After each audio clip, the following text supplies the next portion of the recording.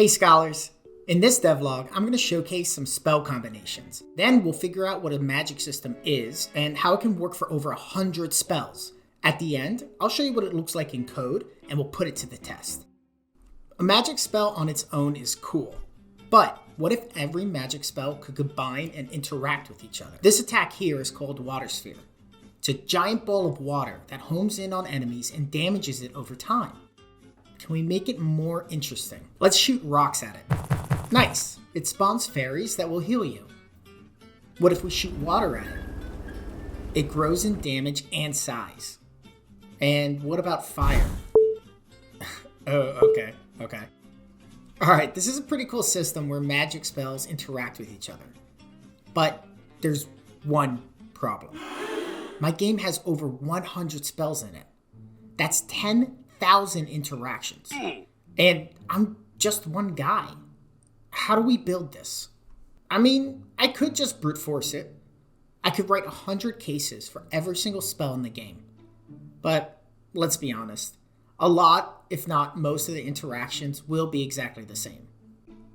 And what if I want to add another spell? What if 100 isn't enough? I need 101 spells. Well, I better go back and change every single spell. No, I can't brute force it. So let's develop a magic system. But what is that? A magic system is a set of rules that spells follow in your world. You can have hard rules, like in Divinity Original Sin, where water spells conduct electricity spells. Or you can have soft rules, like in Lord of the Rings, where magic isn't clearly defined. You know how like Gandalf dies, but then he doesn't die sometimes because of magic. Soft spells could be cool, don't get me wrong. But in a video game, it could be frustrating for a player to not know exactly what their spell is going to do. So let's stick with the hard magic system. And instead of making hard rules for each individual spells, we can group them. You see this in games all the time. Water beats fire, fire beats earth, earth beats water. And to make it sound mystical, we can say that each spell belongs to a specific school of magic. When a spell interacts with the school of magic, something special happens. Scholar has 5 schools of magic. That means each spell doesn't need to know 100 different interactions. It only needs to know 5. By the way, if you want to see all the interactions, you should jump into Steam and Wishlist Scholar today. The link is in the description. When I cast Thorn Patch on the ground and I shoot a spell at it, it doesn't care if it's a water beam, an ice drill, or a hail sphere. It only cares that these are water-based spells. It takes the water from the school of magic that it's from and uses it to grow twice in size. And if I add a new spell in the game, like Water Sphere, I don't have to go back and change any of the code in Thorn Patch. It's future-proof. I can also reinforce this concept of schools of magic with the Spellbook.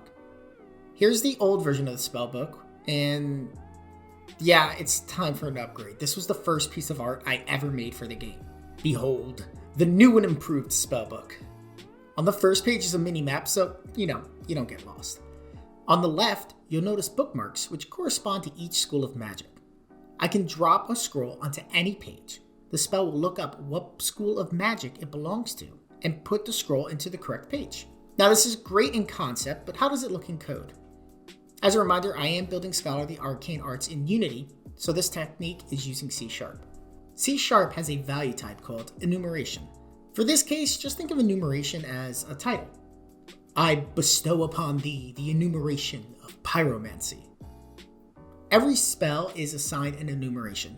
It looks like this in the code, and when I apply the script to the game object, I can select from a dropdown which school of magic I want the spell to belong to. So here's a random game object, assign the school of hydromancy, and when I drag it over the Thorn Patch, it grows. No change in the code of Thorn Patch. It's future-proofing it. And this is what it looks like for the spells that are colliding with each other. When anything collides with the spell, it's going to look through and see if it has the script of spell attached to it. Then checks to see what school of magic the spell belongs to, and then it reacts depending on which school that is. Does that make sense? I hope that makes sense. If you need any clarification, go ahead and ask in the comments. I'll be happy to respond to you. I respond to all my comments, by the way, so I love hearing from you guys. Speaking of you guys, at the time of this recording, you can play Scholar the Arcane Arts during Steam's Next Fest. The demo is up. Check the link in the description. If you want to support me for free, please wishlist it, like and subscribe. All that truly, truly helps. And if you want to support me for not free and really help me develop this game, you can also support me on Patreon. You get to see videos before anyone else, you get a copy of the game, and you get the most up-to-date demo year-round. All the money, again, will go towards developing Scholar, and I really, really appreciate all my Patreon supporters. So what do you guys think about the magic system? Let me know in the comments. And thanks again for watching to the end, and I'll see you in the next devlog. Bye.